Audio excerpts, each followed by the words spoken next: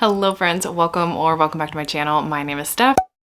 And today we're going to talk about my most recent 4 and 5 star reads. So if you haven't been around for a while, I try to do every couple of months a recent reads where I talk about the 4 and 5 star reads that I've had in the various months. It's usually like 2 to 3 months depending on how much I've read.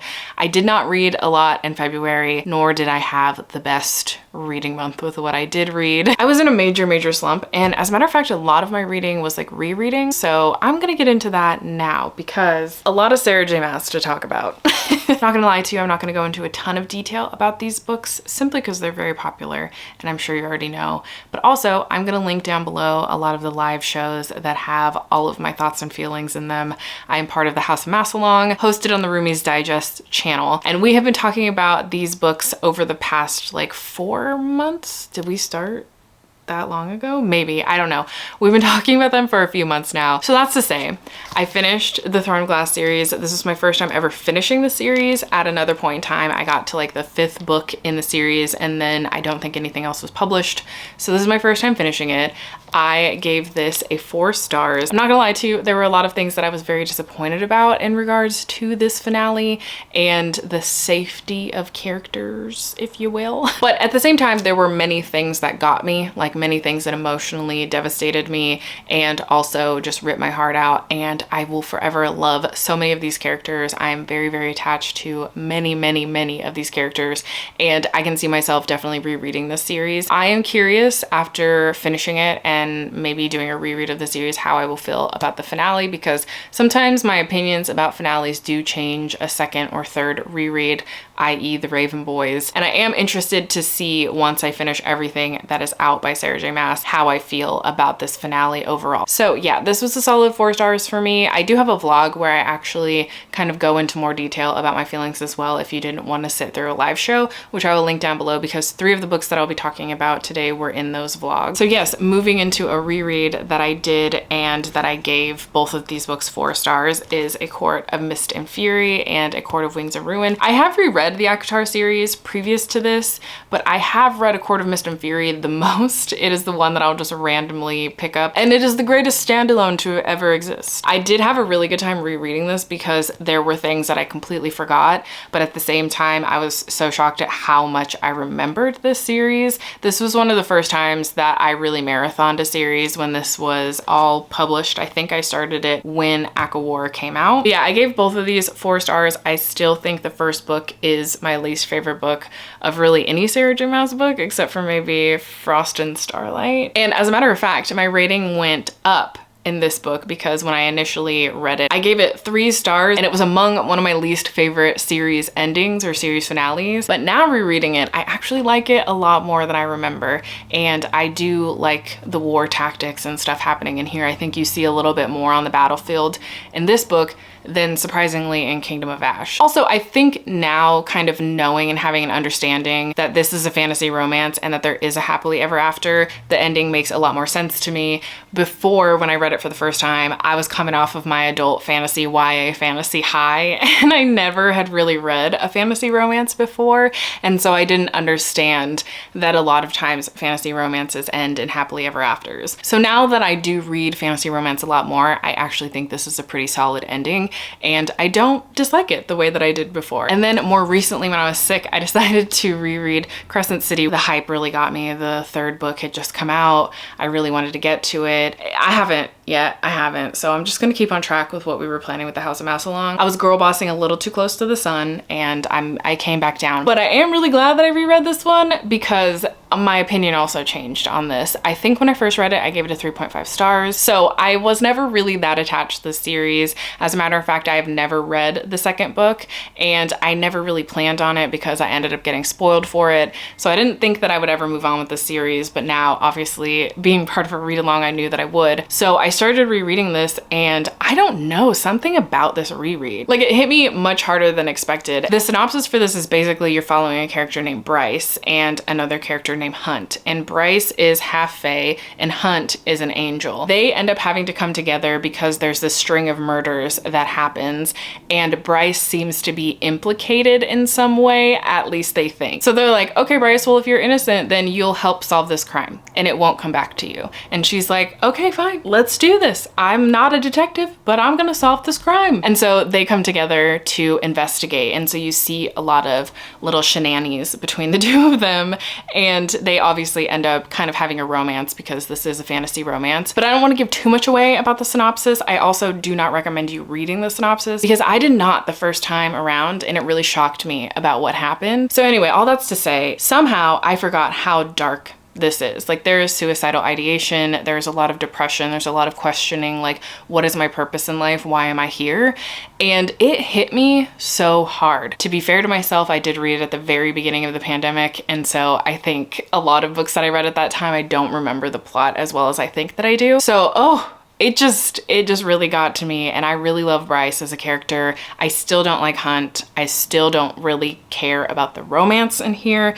I'm just not convinced by it, and I think that's a lot to do with me not liking Hunt, but the rest of the story, loved it. So overall, I ended up giving this 4 stars, and I will be moving on. I guess I should also talk about some series finales so we can get that out of the way, since I can't really talk too in depth about them. But I ended up finishing The Ashes and the Star-Cursed King, the first book in the series being The Serpent and the Wings of Night. And in Serpent, you end up meeting our main character, Aurea, and our male love interest, Rain. And Rain and Aurea happen to meet in this thing called the Kinjari, which is a big competition that is a fight to the death. It's almost like the Hunger Games. So Rain and Aurea end up forming this alliance in the Kinjari, despite the fact that they know by the end their goals will not align. They will have to kill each other. And for Aurea, because she's human in this vampire world, she feels like she needs to win this Kinjari so that she can win immortality.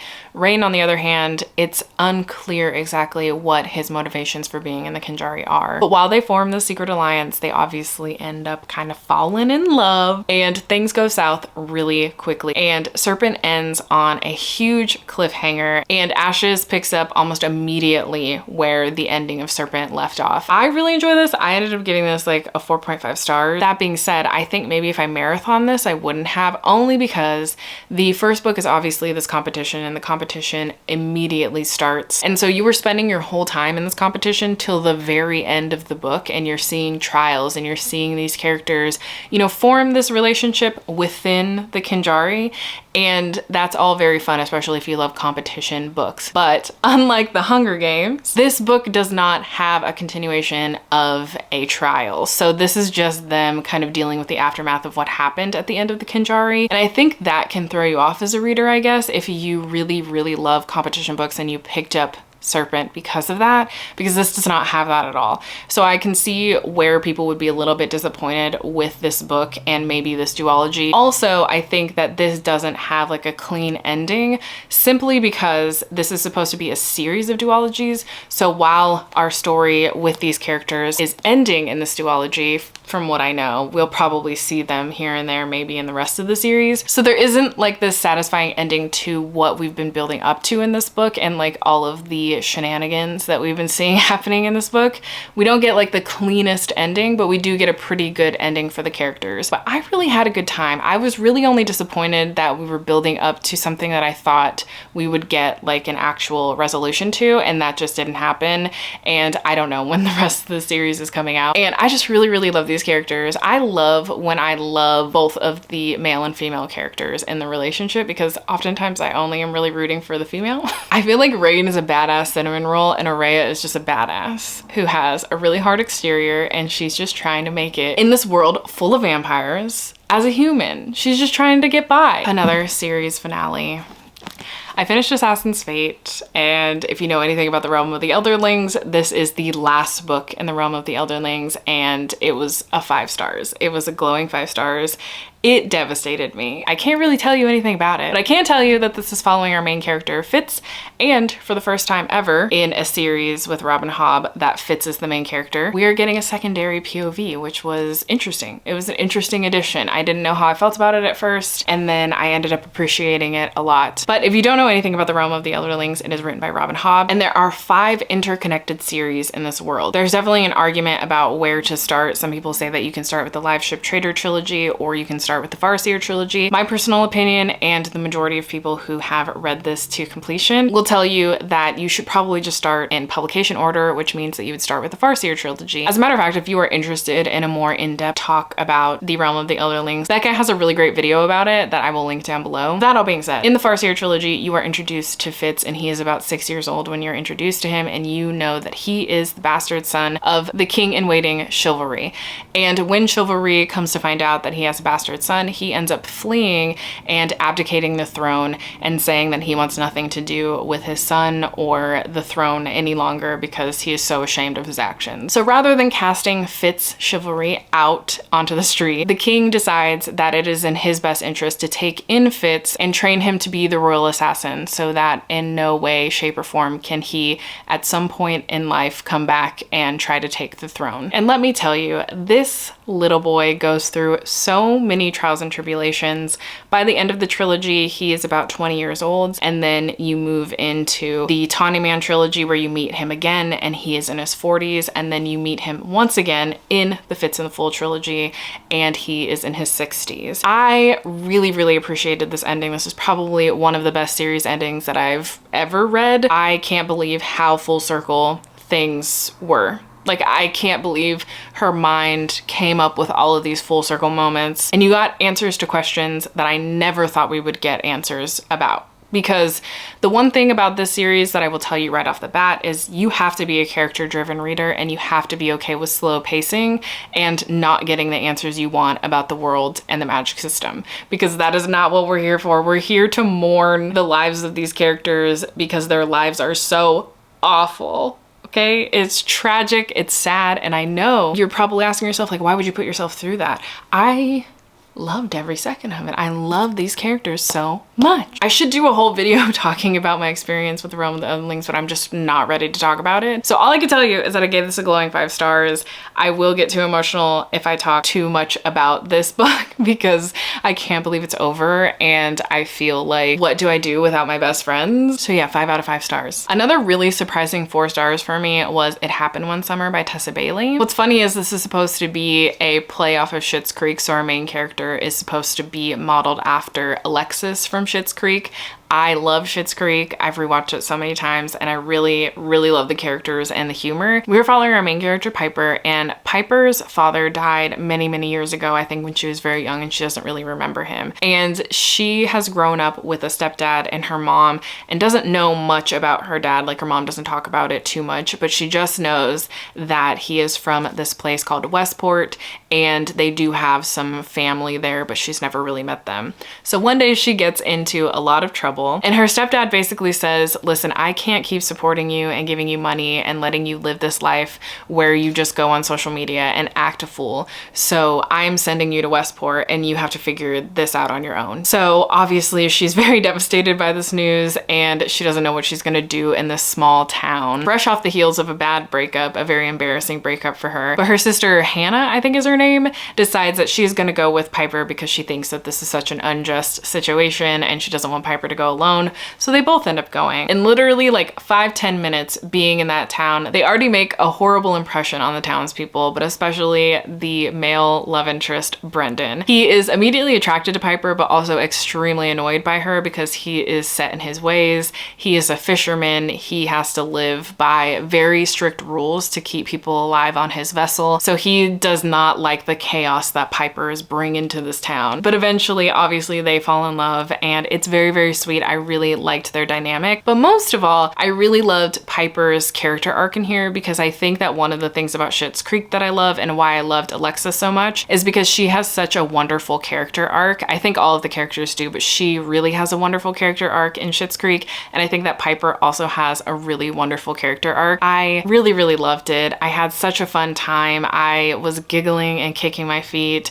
I really like this couple. Brendan, I feel, is not the most well fleshed out male main character I've ever read, but I did like the way that he treated Piper for the most part. So I ended up giving that a 4 out of 5 stars, and I definitely want to move on with the second one, which I do think is about the sister Hannah, if that is her name. Staying on the theme of specific videos that I read books for, I did read It Happened One Summer for a novelist vlog. It was like a library vlog that I did. I will link it down below if you're interested. But in that vlog as well, I read 2 other books that I ended up loving. One of them was Dragonsbane, and Dragonsbane was published in like 1985. I've really been loving some classic fantasy, especially ending my Robin Hobb journey. I've been wanting some more classic fantasy, especially from the 80s and 90s, because 1990 was when Assassin's Apprentice was published. So I picked up Dragonsbane. I will say right off the bat, like, nothing is gonna be like the Farseer trilogy, I'm sure, and this wasn't really like the Farseer trilogy, even though it was recommended to me for people who like the Farseer trilogy. That being said, I still really, really enjoyed it. It was very fun. So Dragonsbane follows a few characters. We are following Jenny, who is a sorceress.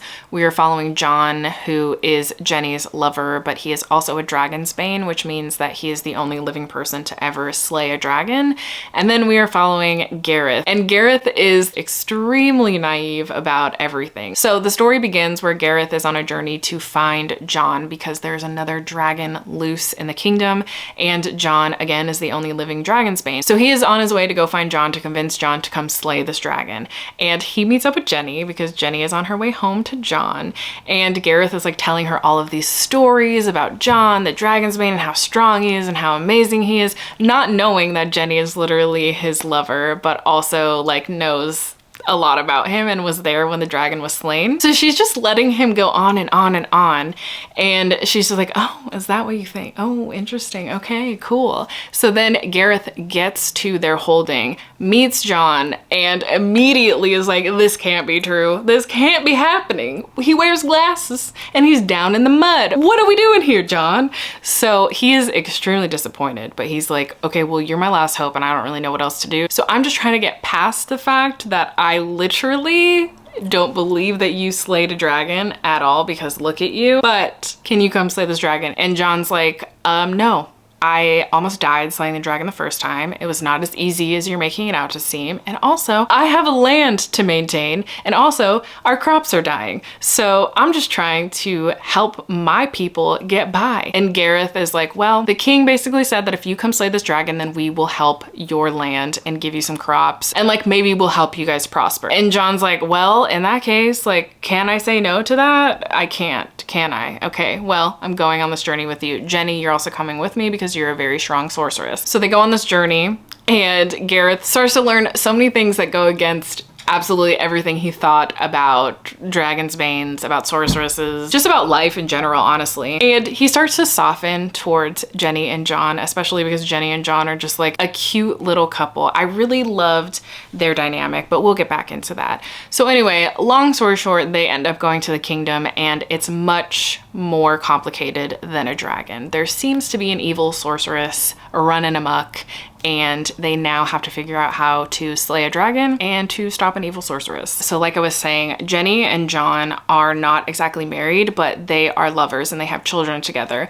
And this is simply because sorceresses tend to dedicate their life to their study and their craft, and they don't really get married and they don't have families. But John really wanted a family, and he really just has a soft spot for Jenny. So he says, listen, I will be okay with how our lives have to be, where we're not married, we don't live together. I won't see you for long bouts of time if you just have children with me and start a family. And she does it. And there are so many interesting conversations about motherhood and relationships in general in here, because Jenny at one point does say, I never thought that when I had kids, I would actually love them. I thought it was just so interesting how that conversation happened. It was such an interesting thing to have in a book, especially a fantasy book from the 80s, because like, who was having those conversations? I really appreciated it. I really appreciated the relationship. And honestly, Jenny to me is the main character. It's primarily told from her POV anyway. And I love her perspective on life and being a sorceress. Also the fact that John kind of takes a back seat in the story despite him technically being the hero. But also Gareth is a really fun character because I love the trope of somebody thinking that they know how the world works and then getting confronted with other information that goes completely against what they believe or believed to be true. Love that trope. And so it gets me every time, and that's kind of what happens with Gareth. And I ended up just really enjoying Gareth as a character, even from the beginning, because he was just so silly. I was like, what are you doing, my guy? I did give this 4 stars, and I am looking forward to moving on with the rest of the series. I haven't heard the best of things about the rest of the series, but I am still very much looking forward to it. The last book that I read in that vlog was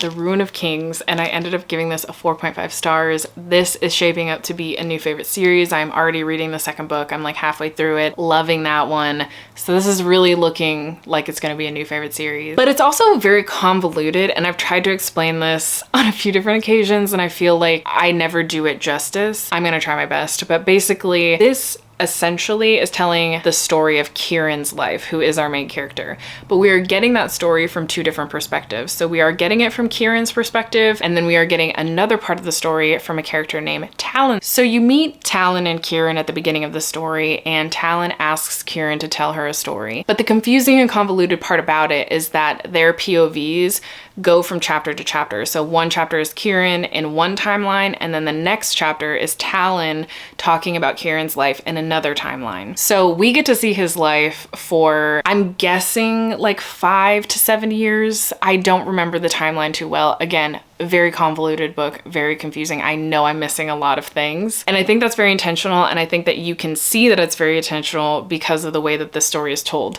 There is, to me, no rhyme or reason why the 2 timelines are going back and forth, other than to confuse you and to give you these really big reveals that sometimes don't need to be big reveals, because you'll get one piece of information and you'll be like shocked. And then 50 pages later, you'll get new information that goes against the information that you got in the first place. So I can see that this book and this series is probably not going to be for everybody, simply because it uses the tactic of confusion and creating explosive scenes and like cliffhanger moments or like big reveals to suck you in, but then the information you think is real is not real. I do though think at the end you get most of the answers that you have questions for throughout this book. So obviously there's going to be a lot more unfolding, but I had a really, really fun time. Despite it being convoluted, I actually had a lot of fun with that. I really thought the characters were so funny, and the sarcasm in here cracked me up. I think there's interesting conversations about sexuality, gender identity.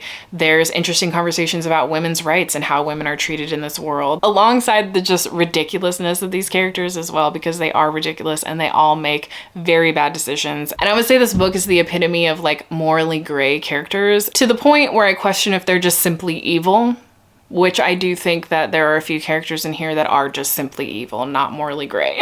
In terms of Kieran, I think his story is also very fun because you are getting it from different POVs, and I think the way he views himself versus the way Talon tells his story is kind of funny because it is obviously very different. And I also think that Kieran doesn't really realize how impulsive and bad at decision making he is.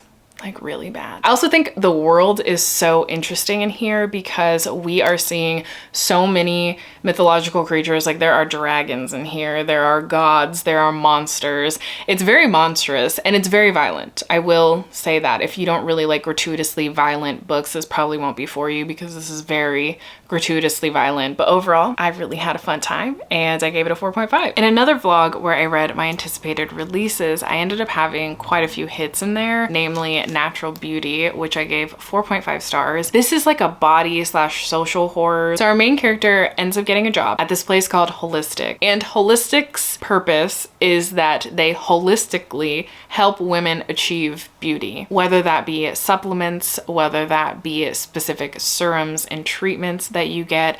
It's a way to achieve beauty, but holistically. you know, in a very natural way. And our main character starts working there simply because she really needs a job. Both of her parents are in comas and she has to pay their medical bills so that they can continue to get the support that they need. So she just ends up getting this job at Holistic. This woman kind of runs into her, recognizes her, and is like, hey, you're that random piano prodigy. Want to work at Holistic? And she's like, yeah, sure, why not? I don't play piano anymore. I don't even want to identify with that anymore. So if you could let that go, that'd be great.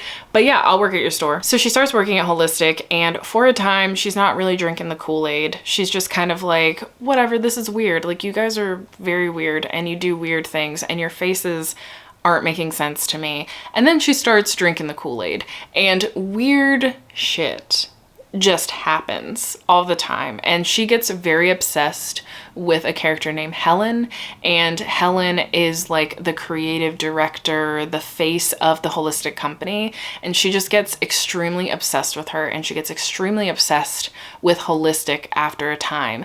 And you just see this downward spiral into almost cult-like behavior. But also there are just like some disgusting things that happen. I really love social horrors. This had a lot of social commentary about the beauty industry, but also how whitewashed the beauty industry is and how our standards of beauty are very westernized. And you actually see that play out in this book in a way that just gave me chills and made me very upset, but in the best way, in terms of that it did its job and it made me feel a lot of feelings, and it was just so weird and so disgusting at times, but at the same time making such interesting social commentary about the beauty industry and about whitewashing and about racism. And I just really, really enjoyed this book. I would love to reread it. It's kind of like that Bunny experience, if you've ever read Bunny, and it's kind of trippy and you don't know if you actually got the messages that you were intended to get, or if you like interpreted it in a different way, because there's so many different ways to interpret this book, but also to interpret books like Bunny and even like Catherine House. I feel like it falls into that weird girl horror that has social commentary and is something that you should read a few times. So I had a really, really fun time. Also, this was a gift from Michaela, so thank you so much, Michaela, for gifting me this. I loved it. And then lastly, in that same vein, I read Bad Cree, and I know this is one that has been very hit or miss for people, but another thing that I love alongside social horror is grief horror. I tend to just really vibe with grief horror, and this very much is a grief horror. So our main character, Mackenzie, is having these nightmares, and in these nightmares, she's starting to see that she can kind of pull things out of the nightmare, or she's getting sucked into these nightmares where it's like physically happening to her. And she begins to wonder if this is her sister talking to her or trying to send her a message. And her sister has been passed away for a few years now. Alongside the death of her sister, her kokum died not long after. And this was really a push for Mackenzie to get out of her family home and to try to start over somewhere else. She has sort of outcasted herself in so many ways, and she is almost estranged from them. But when these nightmares start to get really, really bad, her best friend basically tells Mackenzie, like, I think you need to go home, and I think you need to reunite with your family and figure this out. And so she ends up going home, and the family together has to deal with these dreams and this grief and this pain that they have at the shattering of their relationship. And while there is bits and pieces of horror in here that are very uncomfortable, I do think that the majority of this book is very much about the healing process between all of these women. And honestly, this is such like a love story to the women in our families who raise us and hold us up. And I just loved the relationships in here. I loved the women in here. And the fact that despite Mackenzie feeling like an outsider, feeling like she needed to be on the outside to heal, they let her have those moments, but they're also kind of saying like, we love you, we're here for you no matter what, and we're trying to understand you. Because despite the fact that Mackenzie's been gone for so long and has been ignoring them and not keeping up with the family, she does come back with this dire situation and they immediately jump into action. And I really loved it. But I do think that if you go into this expecting it to be more horror focused, you will be disappointed. I have seen mixed reviews about this, but I do think that it is horrific. I do think that death and grief can be very horrific for people, and you really see that with Mackenzie's storyline. And honestly, the dream sequences made me very uncomfortable. that made me very uncomfortable. But overall, I gave this a 4 stars. Really enjoyed it. But again, I don't recommend it for everybody, especially if you really like edge of your seat type of horror. But if you tend to lean towards grief horror, maybe give it a chance. Okay, I don't think I missed anything, but those were my recent 4 and 5 star reads. Let me know down below if you have read and enjoyed any of these and what your most recent 4 and 5 star read has been. But also, if you've made it this far and you have nothing else to say, please feel free to leave a book stack emoji in the comments below, and I will talk to y'all next time. Bye, friends.